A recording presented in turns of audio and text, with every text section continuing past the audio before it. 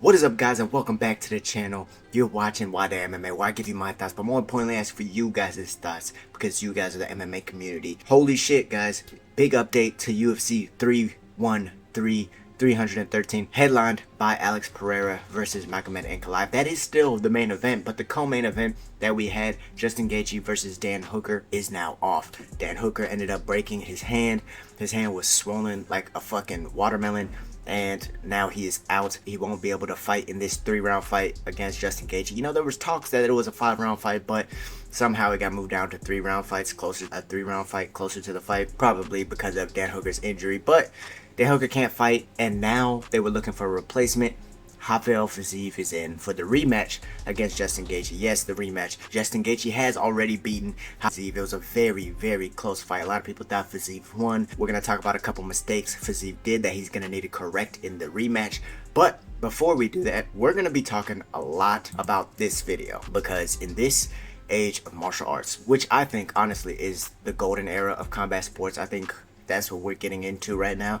I think with boxing being the way it is, Saudi Arabia helping out with that a lot. I think with the UFC being at its peak and pinnacle, that also contributes to it, but also with the rise of fight organizations like One Championship, which is a big promoter of jiu-jitsu, having kickboxing, Muay Thai and forearms, gloves, and jiu-jitsu all on the same card with MMA, as well as fucking power slap, for God's sake. People are getting paid to slap people in the face, just one slap at a time. And I think with everything being the way that it is, this is the golden era. And in this golden era of combat sports, Silva is being one of the most talked about fighters from one of the most talked about teams. So we're going to talk about Silva being matched up with Bryce Mitchell, who he called out after his last win. And we're going to talk about his team that he comes from, the Fighting Nerds, because they are on a crazy tear right now. But before we do that, we have a couple more fight announcements to make. We have Jamahal versus Khalil Routree on April 26th in Kansas City. That is going to be the main event. Props to Jamahal for taking this fight. He just received a beating from Yuri Prochazka. Even though he had success in that fight, it was a war. Rountree's also coming off a war. This is a fight that was supposed to happen. We're going to talk a little bit about that. And we also have Marlon Vera versus Bautista on that Iowa card. So guys, there's a lot to get into on today's video. But first, if you guys like these types of videos, go ahead and give a thumbs up on this video, and don't forget to leave your thoughts in the comment section down below. And you're more than welcome to join the Nwadei MMA family by hitting that subscribe button and clicking that bell to turn notifications on. But with that being said, let's go ahead and get into the video. Okay, so first up on the list, before we even get into the fight announcements that were recently made, Bivol versus Beterbiev 2 happened. They're now looking at the trilogy because Beterbiev won the first one, Bivol won the second one. Although I thought Bivol won both of them. They were both great fights, and I wouldn't mind seeing a third. It kind of disappointed me though. It kind of disappointed me, not in the fact that it was just a technical battle, because it was an amazing watch. But Beterbiev, if he would have won, would have been fighting David Benavidez. I want to see Benavidez fight one of these two fighters, since Canelo's steady running from him. But we're going to see a trilogy, and then after that, we'll probably see the David Benavidez fight. I don't think boxing could be getting much better right now, other than maybe Terrence Crawford fighting like Canelo. But with that said, we move on to Henry Cejudo. Henry Cejudo just fought Song Yadong, and there was a lot of controversy surrounding this. I know you guys have probably clicked on a bunch of videos or articles reading everything that's happened. Henry Cejudo actually just dropped a video with Jason Herzog. He had a one-on-one talk where Jason Herzog was pretty much just admitting that he was wrong for not taking a point. And yeah, Henry just kept talking about how much money he lost from that, and it was kind of a repetitive conversation if you haven't gone and saw that already. But they both wanted to run it back, Henry and Song did. Henry also kept mentioning that he has like one more fight, pretty much. He has one more fight, and that's why he was so angry about this being taken from him or whatnot. The reality of the situation, guys, is that Song, after committing 3 fouls, 2 nut shots, and 1 eye poke, he should have gotten the point taken. It should have been a draw when it went to a technical decision. But at the end of the day, whatever happened, happened. I wouldn't mind seeing them running back, but that's just because I don't really care to see Henry in another title picture before he calls it quits, because he, like I just said, is planning on retiring in like 1 or 2 more fights. So I think fighting Song Yadong wouldn't be a bad way to go out, right? But Song Yadong, on the other hand, he wants to run it back. You know, to be honest, he was winning every round. Sure, there was the nut shot. Sure, there was 2 more rounds. And sure, there was an eye poke. But to be honest, Henry started off a lot faster than Song Yadong, and Song was still winning those first 3 rounds. I think it was only going to get worse for Henry, to be honest. I don't think I need to see a rematch if I'm Song Yadong. I think Song should go on to fight someone even like higher ranked and someone who could get him into that title picture, because he's still young, man. He has a lot of money to make in his career, and I think he just needs to move past this one. Now, getting into Dan Hooker pulling out of this fight with Justin Gaethje, we were all super excited for this fight, man. I mean, this was probably the people's main event. Even though Alex Pereira was fighting on the card against Magomed Ankalaev, this was the fight everyone was most looking forward to, I think, because of just the carnage that each of them are going to bring. They both bring car crashes. They're both in terrifyingly exciting fights. I mean, if you go watch Dan Hooker's fights with Dustin Poirier, Edson Barboza, I mean, even Gamrot, man, the list goes on. This dude's always in exciting barn burner fights. And then you go watch Justin Gaethje, any of his fights, you'll see why everyone was excited for it. But he had to pull out, and as soon as he pulled out, there was a few names thrown into the hat. Jean Silva, of course, people wanted to see him fight on short notice, even though he's at 145, and Justin Gaethje is at lightweight at 155. Jean Silva has proven before he can fight at 155. He did beat up Drew Dober, which is another reason why people are so high on him right now, because Drew Dober, known to be a striker, got outstruck by this guy, Jean Silva, newcomer to the UFC, who fights at 145 pounds. So very telling why there's a lot of hype on him. Jean Silva comes from the fighting nerds, and we're going to talk about them in a second.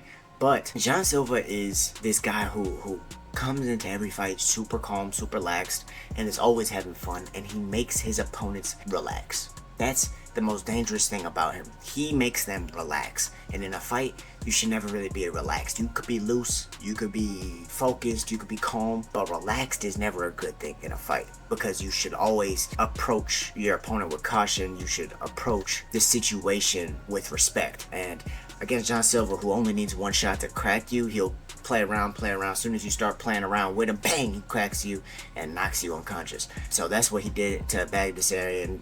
That's what he was able to do to Charles Jourdain.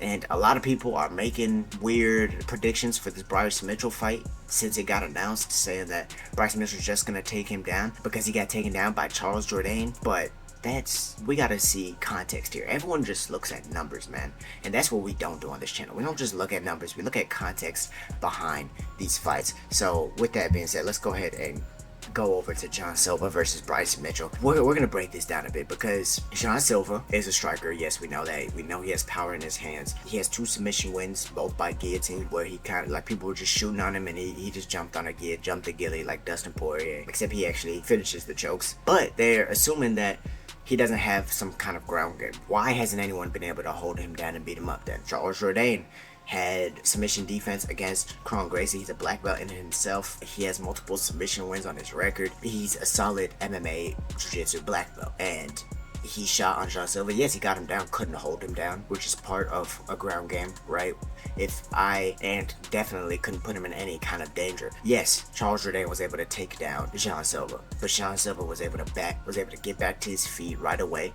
He was able to put punishment on Charles Jourdain. Even when he was fighting for the takedowns, he was putting damage on Charles Jourdain, and he was able to drop him and knock him out twice in one fight. So tell me again how this insinuates Bryce Mitchell is going to have any kind of overwhelming advantage in that department. I don't think it does, because keep in mind that the shots that Charles Jourdain was landing on Jean Silva was out of position and was still able to almost defend the takedowns. I mean, the first time he was out of position, Charles Jourdain timed a good shot. Jean Silva jumped on a guillotine, used the guillotine to stand up, which he has good awareness of that guillotine, by the way. The second one, Charles Jourdain actually hit a really good takedown, but it was at the end of the round, didn't really matter.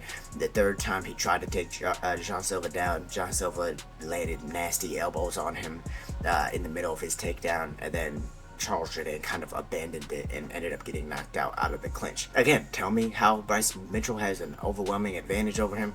Anyways, so I don't think people could just look at that and be like, oh, Jean Silva has no ground game. Oh, Jean Silva is purely a striker. Look at his team. I understand this is not him, but look at his team. Cal Barallo, really good ground game. in the middleweight division. Every single one of them is undefeated. This is a new team to cross into the UFC. Mauricio Ruffy, everyone knows the hype around him. Carlos Pratis, everyone knows the hype around him. Jean Silva, Kyle Barallo. These guys are undefeated for a reason in the UFC. These guys have had, let me just add this up, 8 + 2, 17.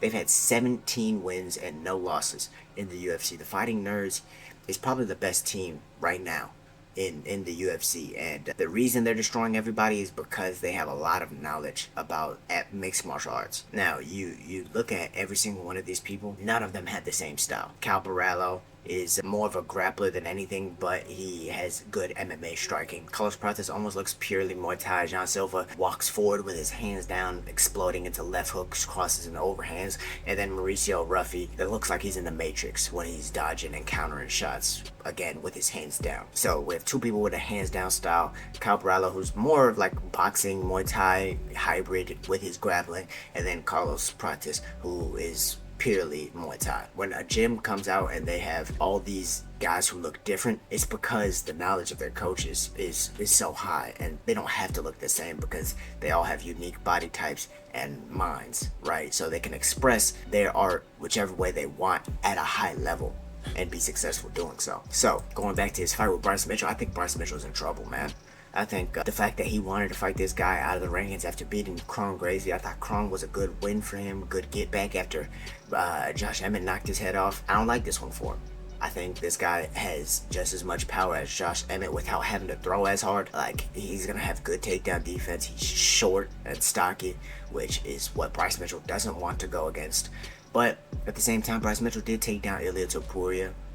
He didn't have too much success on the ground with Ilia, but the fact that he took him down is good. We know he's gonna shoot takedowns. I get, it's a win-win for the UFC, and it's a win-win for us, because either way, I think we're gonna see an exciting fight. Bryce Mitchell and John Silva are always both in exciting fights. We're seeing the striker versus the grappler. Bryce Mitchell's been getting better with his hands, or with his kicks specifically. But don't forget, he dropped Edson Barbosa, and John Silva, well, we just haven't seen too much from him. I think we're gonna get a lot of surprises in that one. But moving on, Fiziev and Gaethje. This is, actually before talking about this, Routree and Hill. Jamahal Hill's coming back super quick. I think that this dude is a warrior. I mean, you can just see by the comments, Hill's a warrior. He's not running from no smoke. This is going to be a banger, right? They're going to be striking on the feet. To be honest, I think Hill would be smart just to mix in a little bit of grappling. Neither of these people, but what's up with the light heavyweight division not wanting to grapple? I mean, just because Alex Pereira is champion, nobody wants to grapple anymore? This doesn't make any sense. Like, does that make any sense? The fact that Khalil Roundtree and Jamahal Hill were like, oh, I'm going to strike with the best striker on the planet. I don't get it, and I've been saying it for a while. But I think Hill's ground game is underrated, and I think he would be just smart, man, to use a little bit. I don't think, pride is the devil. You ever heard that saying? I think that you should mix up grappling with Khalil Roundtree always, because Khalil doesn't want to go to the ground. Jamahal Hill, it seems like he doesn't mind going to the ground, which is why, like, having as much success as he did against Glover in the grappling department, dude, take him down, clinch him up, knee him to the body, get him tired. He's a big dude. He's gonna get tired. I've seen you go 5 rounds a lot harder than Khalil Roundtree has. I think that Jamahal Hill, if he uses his energy efficiently, mixes in grappling, I think he'll have the advantage in that one. But amazing fight. We are also getting Vera versus Bautista. That's on May 3rd on that Iowa card, headlined by Sandhagen versus, who's Sandhagen fighting? Oh man, that was a really good fight. Sandhagen versus Figueiredo. That looks like that is going to be the main event for that card. 2 high-profile bantamweight fights. Mario Bautista is getting his crack to get inside of the top 10. I mean, this dude's on like a, 5, 6, 7 fight win streak. And I mean, yeah, we didn't like his last performance against Aldo, but he's shown he could be very well rounded. He has a really good ground game. He has a high fight IQ. We know he showed that he could strike with Jose Aldo at the very beginning of the fight. He's not scared to bang. And then Marlon Vera, if he's not gonna knock you out, it seems like he's gonna be losing the fight. So I don't know. I think Mario Bautista is a smarter fighter in this one. I'll probably be choosing him, but I think it's a little bit too early to be throwing out predictions when I haven't really delved into each fighter all too much recently. So that's a good fight that's being made, but we're gonna finish off this video talking about Gaethje and Fiziev, because what a fight, man. A little disappointed that we're getting this one on short notice, man, because I wanted to see a rematch right after they fought the first time. I wanted to see a rematch.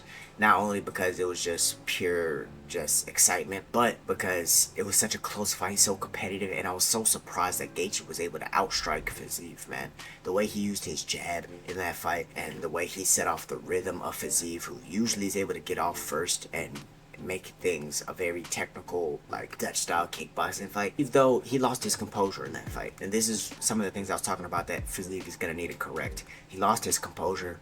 He fell into the hype of fighting Justin Gaethje, and he fought that fight the way Justin Gaethje likes to fight his fights. He tried to just make it pure carnage, no takedowns, no clinch. I'm not saying that Fiziev grapples, because he doesn't, but he just tried to have a toe-to-toe war with Justin Gaethje, when I thought that he could have been the more technical, crisp, and intelligent fighter in that one. Justin Gaethje is very smart, though. He played that perfectly. He established the jab. He was able to counter-strike Fiziev, and I think that this is probably better than Justin Gaethje getting out Morcano, Arman Saryukin, or anybody else he was about to get on short notice, because all those guys like Gamrot are grapplers. So it's like, you're already preparing to fight Dan Hooker. Now you get to fight Rafael Fiziev, who is coming off of, I mean, he hasn't fought in like a year and a half. He injured his knee against Gamrot back in 2023, which was a fight that he was winning, and he was coming off of a 5-round domination of, who was it, Rafael dos Anjos, or did he finish dos Anjos? Let's actually look that up real quick. So he lost to Gamrot from injury. He lost to Gaethje, but before that, oh right, he knocked out RDA in round 5. Man, and the fact that he's going to be fighting Gaethje instead of Arman Charles or any of these other guys, it makes me excited, because he's not going to have to worry about his knee on takedown defense. He's just going to be in a pure striking match, the way Rafael Fiziev likes to be. I just hope he's coming and he's going to be in shape, because I'd hate to see another short notice fighter lose because he took it on short notice. I just want to see skill for skill, who's better. At least that's what I'm in this for. So you guys let me know what you guys think about that. And actually, there's one more thing. UFC 314. Insane. Volk versus Diego Lopez. Chandler versus Pimlet. Yair versus Pitbull. Jeff Neal versus Carlos Pratis. Bryce Mitchell versus Jean Silva. And there's more. That's going to be the next video, so stay tuned. But guys, if you like this video, go ahead and give it a thumbs up. Don't forget to leave your comments and thoughts in the comment section down below, and also visit the Patreon if you guys are wanting like one-on-one coaching, or you're in a training camp and want a game plan against your opponent. You guys know I break down fights 24/7. I do it for all my teammates, and I can help you guys out as well. Not only one-on-one coaching, but there's a lot of technique videos and in-depth MMA videos that I'm going to be posting on there as well. So stay tuned. Don't forget to like, comment, and subscribe, and I'll see you guys in the next one. Peace.